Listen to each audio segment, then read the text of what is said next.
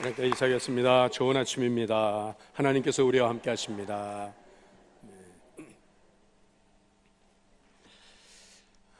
6.13 지방선거가 여당의 압도적인 승리로, 그리고 야당의 거의 괴멸 수준의 참패로 끝났습니다.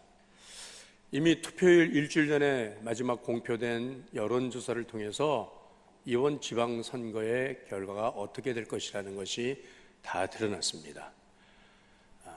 그런데 야당의 그 당대표는 이 숨은 보수층들이, 소위 말해 샤이 보수층들, 여론조사에 응하지 않는, 자기를 드러내지 않는 그 부동층들이 막상 투표일이 되면 결집을 해서 우리 자유한국당을 찍어줄 거라고 그렇게 호언장담을 했습니다. 그렇지만은 막상 투표함을 열어보니까 이 국민들의 매서운 심판이 그동안에 이 대안 없는 그저 딴지만 걸고 또 현 정권에 대해서, 대통령에 대해서 폄훼하면서 국민들을 자꾸 편가르게 하는 이 야당에 대해서 단호한 그런 심판을 내렸습니다. 모든 선거의 결과를 민심은 천심이라고 겸허히 수용한다고 그렇게들 말을 하지만은, 그러나 이 당대표 이 사람은 끝까지, 마지막까지도 나라를 통째로 넘겨줬다고 하면서, 그러면서 당대표직에서 물러났습니다. 그의 오만과 교만이 백성들의 감정을 상하게 했습니다. 이 선거의 결과에 대해서 아마도 대부분의 국민들은 박수를 치고 참 잘됐다라고 그렇게 말하고 있습니다만은, 그러나 혹은 이 자리에서도 이 선거 결과에 대해서 불만하는 그러한 분들도 계실 것입니다. 다 자기의 의사가 다르니까요. 그렇지만은 우리가 분명히 알 것은, 이분처럼 그렇게 함부로 막말을 하다가는 국민들의 외면을 당한다라고 하는 거거든요. 진실성 없는, 대안 없는, 그래서 선동성에 그런 말만 늘어놓는 지도자는 국민들이 따르지 않습니다. 지난주에 저는 고린도전서 4장 20절 말씀을 가지고서 하나님의 나라는 말에 있는 것이 아니라 능력이 있는 것이라고 하는 이 말씀으로 함께 은혜를 나누었습니다. 말만 해서는 안 된다는 것입니다. 말하는 것에 대해서 책임이 있어야 되는 것이고, 말하는 것이 실제로 그 능력으로 나타나야 한다는 것입니다. 대안 없는 헛말을 하고 진실성도 없고, 그리고 사람들의 마음을 상하게 하는 이런 말은 우리는 해서는 안 될 것입니다. 오늘 말씀은 그 말씀에 대해서 연결되어 있는 말씀입니다. 바울 사도께서는 이 고린도 전서를 그 고린도 교회 성도들이 4분 오열되어서, 그리고 우리 그룹이, 우리 파만 바른 신앙이고 너희들은 틀렸다라고 하는 그런 그 오만함과 교만에 사로잡혀서 서로 분쟁하고 다투는 그 고린도 교회 성도들을 향하여 바울 사도는 아주 단호하게 저들을 책망하고 저들을 꾸짖는 그러한 말씀으로 고린도 전서를 기록해서 디도편에 보냈습니다. 그 편지를 받은 고린도 교회 성도들은 우리가 잘못했다, 우리가 회개해야 되겠다, 그리고 사도의 가르침을 따라서 우리의 믿음을 바로 세워나가야 되겠다라고 하는 그러한 그 모습을 보입니다. 고린도 교회 성도들이 하나님의 말씀을 받았다라고 하는 그 진리의 말씀을 따라서 산다고 하는 그러한 이 회답을 받은 바울 사도는 기쁜 마음으로 이 앞선 편지에서 그렇게 꾸짖고 책망하라고 단호하고 엄중하게 했던 그 바울 사도의 마음을, 이 자세를 바꿔서 저들을 위로하고 격려하는 그러한 그 두 번째 편지를 보낸 것이 바로 고린도 후서의 말씀인 것입니다. 바울 사도는 큰 기쁨 가운데서 고린도 후서의 말씀을 기록했습니다. 그런데 그럼에도 불구하고 아직까지도 바울의 그 권위에 부정적으로 대하는 그런 사람들이 있었기 때문에 바울 사도는 다시 그의 논조를 바꿔서 다시 저들을 향하여서 다시금 지금 이 10장의 말씀을 기록을 하십니다. 이미도 말씀드린 것처럼 고린도전서는 고린도 교회 성도들을 책망하고 꾸짖는 그런 말씀이었다 그랬습니다. 지난주에 고린도전서 4장 21절까지 읽었습니다만은 우리 다시 한번 지난주 말씀을 떠올리면서 한번 고린도전서 4장 20절서부터 21절까지 말씀을 같이 읽겠습니다. 자, 시작. 하나님의 나라는 말에 있지 아니하고 오직 능력에 있음이라. 너희가 무엇을 원하느냐? 내가 매를 가지고 너에게 나가랴.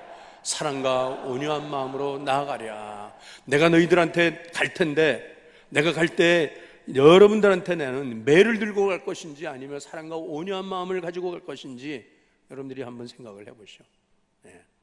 매를 들고 가겠다는 거예요.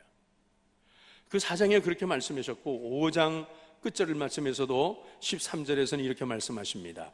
밖에 있는 사람들은 하나님이 심판하시려니와 이 악한 사람은 너희 중에서 내쫓으라고 그렇게 바울을 사사건건히 그렇게 틈잡고 그 바울을 부정하는 그런 사람들에 대해서 바울 사도는 고린도전서에서 이렇게 단호한 어조로 말씀했어요. 그렇지만은 고린도 후서에 와서 하나님의 위로가 너에게 넘치는 것이고 여러분들은 정말 하나님에 대해서 간절한 마음을 가지는 사람인 것을 내가 압니다라고 그렇게 말씀하는데, 그럼에도 불구하고 오늘 다시 이 10장의 말씀을 기록할 때 바울 사도의 마음은 사실 또 많이 불편했었습니다. 그래서 지금 10장 말씀을 적으면서 1절 말씀에 지금 바울 사도가 이렇게 자신을 말합니다. 1절 말씀 같이 읽겠습니다. 자, 시작. 너희를 대면하면 유순하고 떠나 있으면 너희에 대하여 담대한 나 바울은 이제 그리스도의 온유와 관용으로 친히 너희를 권하고. 자, 바울 스스로 자신에 대해서 너희를 대면할 때는 유순하고 떠나 있으면 너희에게 대하여 담대한 나 바울이라고 했는데, 이 말은 바울 스스로가 자신을 말하는 것이 아니고 바울의 반대자들, 바울을 대적하는 그 사람들이 바울에 대해서 말하는 것을 빗대어서 지금 말하는 거예요. 바울은 한마디로 말하면 사람 보는 앞에서는 아주 온유하고 부드러운 것처럼 하지만은 떠나 있으면은 사람들의 뒤에서는 아주 막 꾸짖고 아주 안 좋은 소리 막 그렇게 한다고 지금 그렇게 비난한다는 겁니다. 그 말씀이 10절에도 그렇게 또 기록이 됐어요. 10절 읽겠습니다. 10절 시작.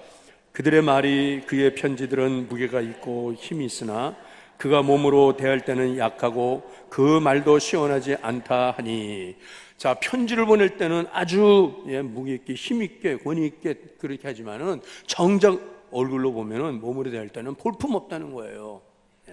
한마디로 앞다르고 뒤다른 사람이다라고 그렇게 지금 바울을 지금 비난을 하고 있는 것입니다. 이들에 대해서 바울 사도는 분명히 왜 바울 사도가 그렇게 하는지 그 이유를 지금 변호하는 말씀이 바로 이 10장에 기록되어 있는 말씀이거든요. 분명한 것은 바울 사도는 분명히 바울의 가르침을 부정하고 바울의 리더십을 저들이 따르지 않는 그 사람들에 대해서는 분명히 단호하게 말합니다. 그것이 바로 12절 말씀이죠. 2절 자 읽겠습니다. 2절 시작. 또한 우리를 육신에 따라 행하는 자로 여기는 자들에 대하여 내가 담대히 행하는 것 같이 너희와 함께 있을 때 나로 하여금 이 담대한 태도로 대하지 않게 하기를 구하노라.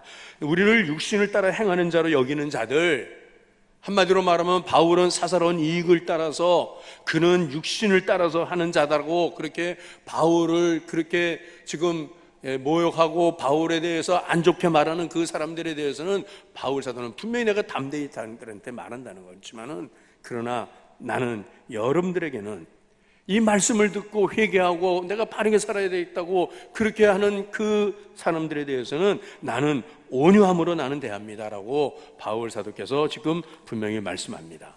그러면서 연이어서 이어지는 말씀이 이 바울 사도께서 고린도 교회 성도들을 향하여 권면하고 또 저들에게 경고하는 말씀에 오늘 이 본문의 핵심은 무엇이냐면 3절과 7절의 말씀인데, 이 3절의 말씀은 여러분들은 육신을 따라 행하지 말라라고 하는 말씀입니다. 육신을 따라 행하지 말라. 그리고 7절의 말씀에는 또 뭐라고 말합니까? 여러분들은 사람을 외모로 판단하지 마십시오 라고 그렇게 지금 말씀하고 있습니다. 우리 3절 말씀 한번 읽어보겠습니다. 자, 시작. 우리가 육신으로 행하나 육신에 따라 싸우지 아니하노니. 바울 사도를 향하여서 바울은 육신을 따라 행하는 자라고 그렇게 지금 저들이 비난을 한다는 것입니다. 그래서 바울 사도는 분명히 우리가 육신으로 행하나, 육신으로 행하는 걸 인정한다는 거예요. 여러분, 육신으로 행한다는 것은 우리가 그냥 쉽게 표현하면 이 육신은 뭡니까? 육체의 요구, 욕망. 결국 이것은 사람은 육신을 따라 행할 때는 죄밖에 범할 게 없다라고 하는 것이잖아요. 그러니까는 우리 예수 믿는 사람들이 육신을 따라 행하면은 죄를 범하게 된다, 이 말씀이라는 거잖아요. 그러나 그것은 아니라는 겁니다. 우리가 육신을 입고 산다라고 하는 것은, 이것은 본문상의 원래적인 표현을 말하면 우리는 세상에 살고 있으나 육신을 세상으로 다시 번역을 하는 거예요. NIV 성경에서는. 그래서 우리는 세상에 살고 있으나 세상을 따라 살지 않는다는 것입니다. 곧 이 말씀 무엇이냐면, 여러분, 우리 그리스도인들이 육신을 입고 세상에 살고 있지만은 그러나 세상의 가치관을 따라서 세상의 기준대로는 살지 않는다는 것을 지금 변화하고 있는 것입니다. 여러분, 저나 여러분은 하나님 믿는 사람이나 믿지 않는 사람이나 다 같이 육신의 욕구를 따라서 그렇게 살아갈 수밖에 없지만은, 그러나 우리는 비록 세상에 우리는 살지만 세상에 속한 사람이 아니고, 그래서 세상을 따라가지는 않는다는 거예요. 세상을 따라서 살지 않는, 세상의 가치관, 세상의 판단, 세상의 기준을 따라 사는 사람이 아니라고 하는 것, 이것이 바로 우리 그리스도인의 엄청난 역설이 되는 것이고, 이것이 날마다 우리로 하여금 삶의 긴장감을 갖게 하는 말씀이라는 것이에요. 마치 여러분, 바다의 그 짠물 속에 생선들이, 물고기들이 살고 있습니다. 이 물고기들은 바다 짠물 속에 살고 있지만은, 그러나 그 몸에는 이 짠 소금기가 전혀 들어가지 않는다는 겁니다. 그래서 그 바다의 물고기들은, 생선들은 바닷속에 사는 거예요. 그렇지만은 이 생선이 죽으면, 이 물고기가 죽으면 바다의 염분이, 바다의 짠물기가 그 몸속으로 침투하고 들어가는 것처럼 마찬가지로 우리 그리스도인들이 세상에서 살지만은 세상에 속하지 아니하는 것은 세상의 풍조를 쫓아서 세상의 가치를 따라서 세상의 판단을 따라서 살아가는 것이 아니라고 하는 것, 이것을 주님께서, 이 바울 사도가 분명히 변호하고 있다는 것입니다. 이것에 대해서 주님께서는 뭐라고 마태복음 7장에서 말씀하십니까? 우리 그리스도인들은, 주님을 따르는 자들은 좁은 문으로 들어가는 사람들이라는 것입니다. 세상의 사람들은 넓고 편한 길을 가지만은, 그러나 우리로 하여금 생명을 인도하는 길은 좁은 문으로 가는 것이라는 것입니다. 이 좁은 문으로 가는 삶, 이것이 바로 우리 그리스도인의 삶이라고 하는 것입니다. 모든 사람들이 추구하고 모든 사람들이 원하는, 사람들에게 박수받고 환호하는 그 자리에 올라가는 것이 우리 그리스도인의 삶의 목표가 아니라는 것을 말씀합니다. 이것이 우리의 삶의 기준이 아니라는 것입니다. 물론 그렇게 사는 것이 힘들고 어렵지만은, 그래도 교회는, 그래도 성도들은 그렇게 살아서는 안 된다는 것입니다. 사랑하는 우리 진광의 가족 여러분, 우리 성도들 사이에서는, 우리 교회에서는 세상에서는 학벌을 따지지만은 우리끼리는, 우리 안에서는 학벌을 따지면 안 됩니다. 세상의 사람들은 그 사람의 재력을 보지만은 우리는 그 사람의 재력을 보는 것 아닙니다. 보아서는 안 됩니다. 한 사람의 능력, 한 사람의 스펙, 이것이 세상 사람들에는 삶의 기준이 되는 것, 사람의 능력을 판단하는 것이지만은 우리는 그렇게 하지 말아야 한다는 것입니다. 그러면 어떻게 그렇게 할 수가 있을까요? 그것이 바로 4절 말씀입니다. 4절 말씀 같이 읽겠습니다. 자, 시작. 우리의 싸우는 무기는 육신에 속한 것이 아니요 오직 어떤 견고한 진도 무너뜨리는 하나님의 능력이라. 모든 이론을 무너뜨리며. 아멘. 우리가 익숙해져 있는 이 세상적 가치의 그 판단 기준은 헬라적인 사고 이원론에 우리는 익숙해 있습니다. 이원론. 선과 악, 흑과 백, 우리 편과 적군, 뭐 이런 자꾸 갈라놓는 거 있어요. 그러니까는 우리의 싸우는 무기는 육신에 속한 것이 아니요 육신의 무기를 우리는 무엇이라고 생각하냐면, 그것은 바로 우리에게 있는 어떤 이성적인 능력, 우리가 수고하고 우리가 열심히 노력을 해야 되는 것, 인간의 지혜, 이런 모든 것들을 이것을 육신에 속한 무기라고 생각한다는 것입니다. 반면에 하나님의 능력에 속한 무기는 무엇이냐면 그것은 말씀이다, 그것은 기도다, 금식이다, 다 성령으로 충만한 삶이다 라고 하는 이것으로 나누어 버리는 것이라는 것입니다. 전에 어떤 목사님께서는 우리 후배 목사들한테 목사님 설교 준비를 어떻게 하십니까? 라고 하니까 나는 설교 준비 안 한다 그래요. 나는 일주일 내내 설교 준비 안 한다는 거예요. 주일날 강단에 올라갈까지 오직 하나님께만 집중하고 오직 성령께서 나에게 하시는 그 말씀의 귀를 기울여서 그 말씀을 받아서 강단에 올라가서 성도들한테 전한다는 겁니다. 여러분, 얼마나 신령한 목사님이십니까? 여러분들이 이런 목사님을 통해서 말씀 듣기를 원하시죠? 그러나 저는 대부분의 목사님들은 주일 설교를 끝나고 나면은, 주일이 지나고 나면 월요일서부터 당장 일주일 내내 이번 돌아오는 주일에는 어떤 말씀을 전해야 될 것인지, 또 그 말씀에 대한 어떤 테마가 잡혀있고 주제가 정해지고 되면 물론 마음의 감동을 하나님께서 주시는 것이 돼야 되겠지만은, 그러면 일주일 내내 그 말씀을 붙들고 씨름을 합니다. 주석을 살펴봅니다. 성경 공부를 합니다. 본문의 상황이 어떠했는지, 그리고 이 말씀을 이전에 설교자들은 어떻게 설교했는지, 그 모든 것들을 다 준비해가지고서 이렇게 해서 원고를 작성하고 탈고를 해가지고 주일 아침에 강단에 올라갑니다. 여러분들, 이런 설교자는 하나님의 능력에 붙잡혀 하는 설교자가 아니라고 우리는 그렇게 생각하는 이원론적인 사고. 심지어 어떤 분들은 왜 목사가 컴퓨터 앞에서 설교를 작성하냐고, 컴퓨터는 성령 받지 못했는데 왜 맨날 컴퓨터 앞에 앉았냐고, 그저 성경 붙들고 묵상하면은 하나님께서 영감을 주시는데, 근데 저는 컴퓨터 앞에서 자판을 두들기지 않으면 저는 설교 준비를 할 수 못하는 그러한 영성 없는 목사입니다. 그러나 여러분, 오늘 이렇게 해서 유능한 설교자가 되었고 능력 있는 설교를 한다, 성도들이 감동받는 설교를 한다, 그래서 더 많은 성도들을 예배 참석하게 하고, 그래서 그 교회를 키워가지고 결국은 큰 교회를 부흥성장시키는 것이 하나님의 영광을 나타내는 것이라고 그렇게 생각을 한다고 하면, 여러분, 저는 25년 동안 이 강단을 섬기면서 하루도 교회 부흥과 성장을 위해서 기도하지 않은 적이 없었습니다. 하나님, 우리 교회에 더 많은 성도들이 좀 오게 해주세요. 우리 교회에 이 빈자리가 없이 차고 넘치게 해주세요. 그래서 교회의 재정도 넘치게 해주시고 더 큰 일을 하게 해주세요. 그래서 하나님 영광을 나타내는 이 지역을 점령하고 세상을 다스릴 수 있는 교회 되게 해달라고 그렇게 기도를 왔는데, 결국은 그 기도를 한 껍질 벗기고 들어가 보고 또 한 껍질을 벗기고 자꾸 들어가면서 수십 년 이렇게 지내오는 삶 속에 결국 그 마지막에 가서 보니까 그 안에 하나님이 계신 것이 아니라 나의 자랑, 나의 영광이 웅크리고 있었다는 것을. 그래서 저는 우리 교회를 부흥시켜 주세요, 우리 교회가 차고 넘치게 해주세요라고 하는 기도보다는 어쩌면 한 명의 제자라도 주님이 원하시는, 주님이 기뻐하시고 찾으시는 제자를 세울 수 있을까, 만들어갈 수 있을까, 이것이 저의 고민이라는 것입니다. 오늘 본문을 통해서 바울 사도가 말씀하시는 이런 이원하는, 오늘 어쩌면 우리의 기도와 우리의 사역과 우리의 봉사와 헌신 가운데서도 그것의 결말이, 그것의 목적이 무엇이냐면 결국은 그것이 세상이 추구하는 그러한 물량주의, 성과주의, 업적주의, 가시적인 것, 이런 것을 위한 교회라고 하면,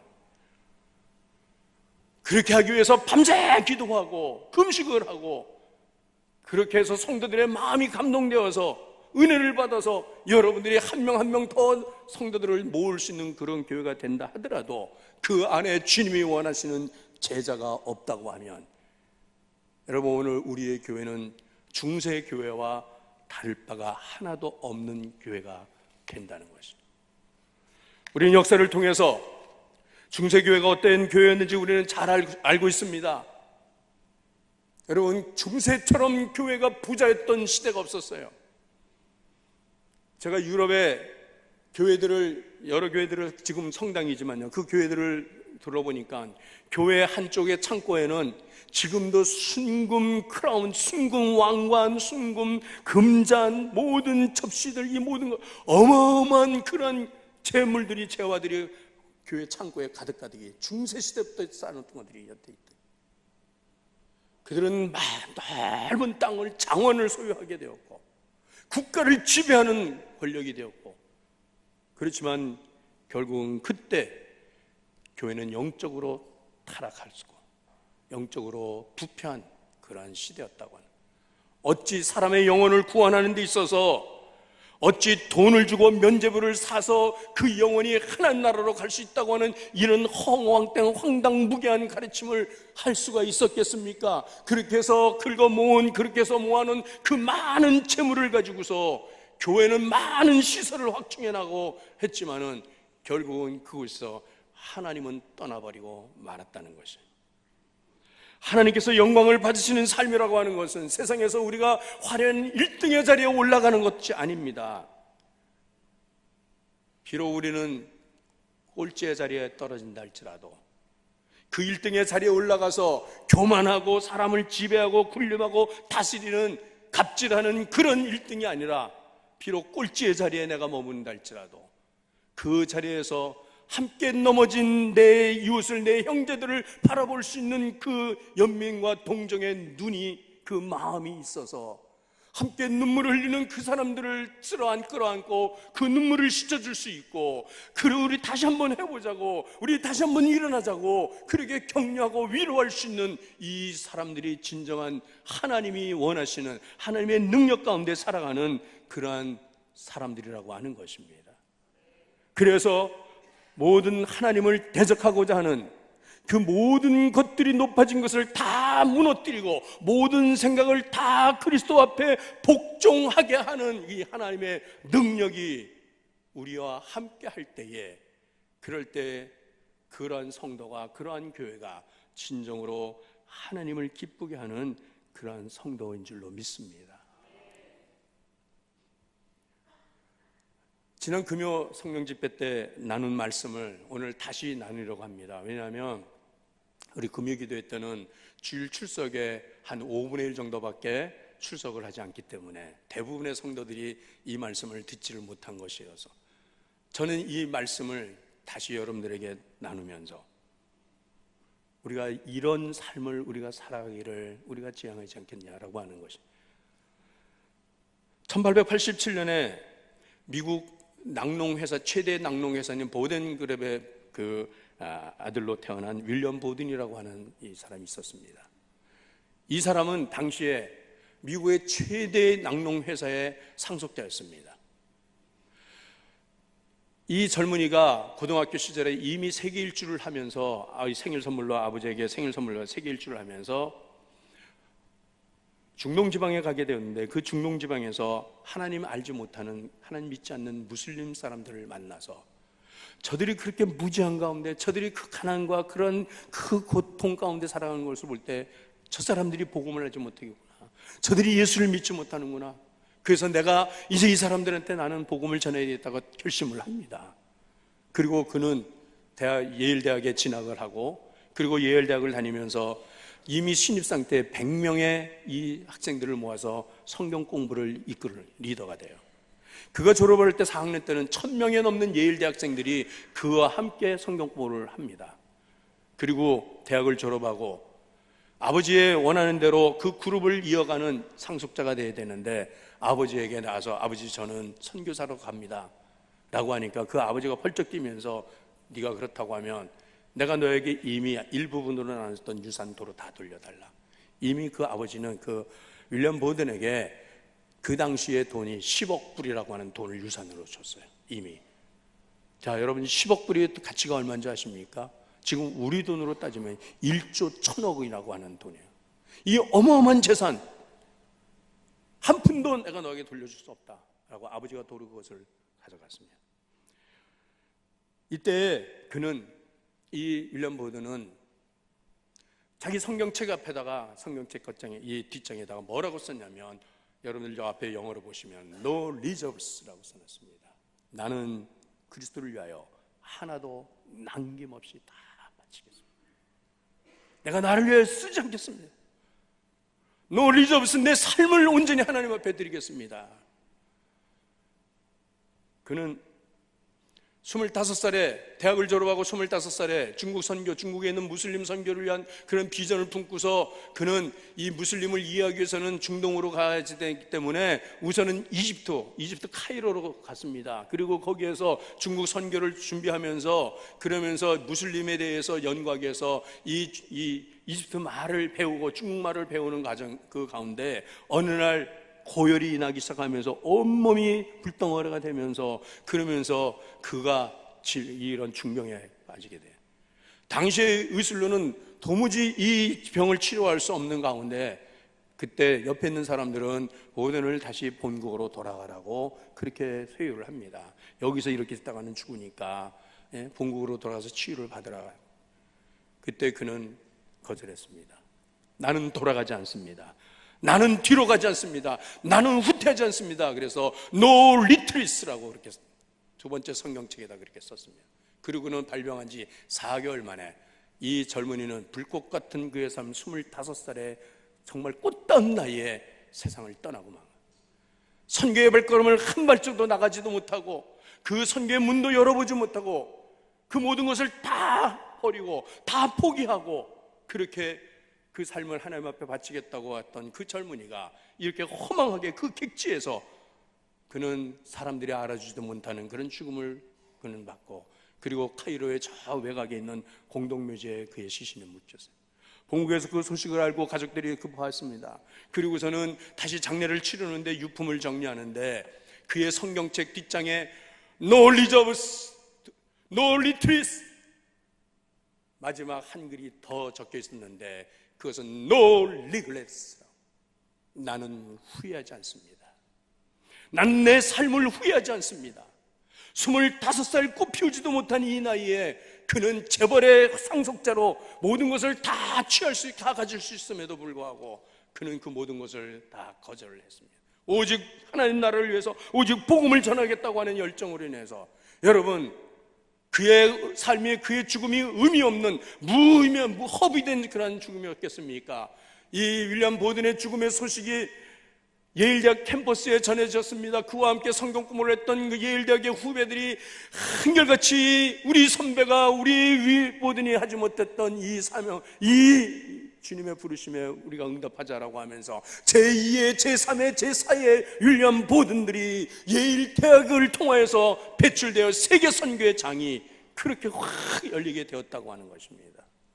저는 여러분들에게, 평범한 그리스도인이라고 할 수 있는 여러분들에게 윌리엄 보덴처럼 그렇게 살자고 저는 여러분들한테 요구할 수가 없습니다. 그러나 분명한 것은 내가 그리스도인이라고 스스로 자처하고 그렇게 그리스도인이라고 불려지기를 원하신다면, 여러분, 윌리엄 보든의 삶을 이끌어왔던 이 세 단어를 기억하시길 바랍니다. No reserves, 내가 나를 위하여 준비하지 않겠습니다. 나를 위하여 남겨놓지 않겠습니다. 나는 부르심을 향하여, 앞만 향하여 나갑니다. No retreat, 뒤로 물러가지 않겠습니다. 그리고 나는 내 삶을 나는 후회하지 않습니다. 그렇게 할 수 없다면 여러분, 제가 권면해 드립니다. 이렇게는 한번 해보시죠. 지금보다는 조금 더 낮아지면 되는 것입니다. 여러분, 지금보다는 조금 더 겸손해지면 되는 것입니다. 지금보다는 조금 더 가난해지면 되는 것입니다. 그래서 세례 요한처럼 그리스도께서 나타나셨을 때, 주께서 등장하실 때에 그는 자기의 모든 자리를 다 그리스도께 이양하고 넘겨드리고 자기의 제자들을 다 주님 앞에 보내드리고 자기를 찾아오는 많은 무리들을 다 그리스도께 보내주면서 그는 흥하여야 하겠고 나는 쇠하여야 하리라, 나는 망하여야 하리라고 하는, 그래서 주님의 오시는 길을 준비했던 그 세례 요한, 그것으로 나의 역할은 다 끝났다고 하면서 역사의 무대 뒤편으로 사라지는 이 세례요한의 모습, 이 모습이 진정한 주님의 제자의 모습이 아니겠습니까? 여러분, 우리 그리스도인들이 우리의 신앙이 이 세상에서의 성공과 영광을 담보하는 것이라고 하면 그 열매는 반드시 부패요 타락일 수밖에 없습니다. 오늘 우리는 이 하나님의 능력을, 이 5절 말씀을 통하여서 하나님 아는 것을 대적하여 높아진 것을 다 무너뜨리고 모든 생각을 사로잡아 그리스도에게 복종해야 한다라고 하는, 이것을 하나님의 능력이 그렇게 하게 한다는 것입니다. 그래서 그리스도께 복종함으로 인해서 나는 더 겸손하게 될 수밖에 없는 것입니다. 나는 더 온유하게 될 수밖에 없는 것입니다. 이것이 바로 우리에게 있는 영적인 싸움입니다. 이 능력으로 인하여 세상을 이기는 강한 힘이 나올 수가 있는 것이에요. 여러분, 교회는 세상에서 성공과 능력을 말하는 것이 아닙니다. 교회는 하늘에 소망을 두고 살아가는 성도들이, 나그네들이 서로 위로하고 서로 격려해주고 서로 양보하고 서로 사랑하며 살아가는 것이 바로 교회라고 하는 것이에요. 우리는 알고 있지 않습니까?